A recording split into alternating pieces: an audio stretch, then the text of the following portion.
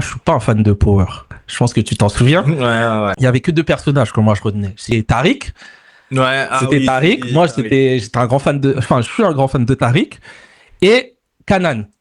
Au final, quand j'ai appris que Power, quand ça se finissait, bah, les deux spin-offs, c'était d'abord Tariq et ensuite Kanan.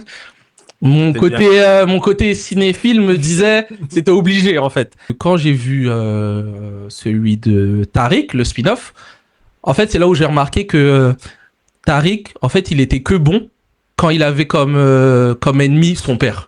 Et au final, quand ça changeait de ça, bah, il avait pas le même engouement. Et du coup, en fait, on voyait que le personnage de Tariq, en fait, se nourrissait grâce à son père.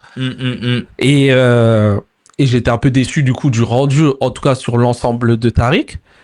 Mais on vient à Kanan, qui lui, bah, a eu un contre-coup où je l'ai trouvé beaucoup plus intéressant dans ce contexte-là, autour de sa famille, autour de sa jeunesse, sans le lier vraiment à Ghost, en fait, littéralement. Ok, ouais. Je trouvais que il avait pas besoin de Ghost, du coup, pour s'élever et se montrer. C'est vrai que Tariq, il est meilleur quand il est en opposition avec son père, avec Ghost et tout.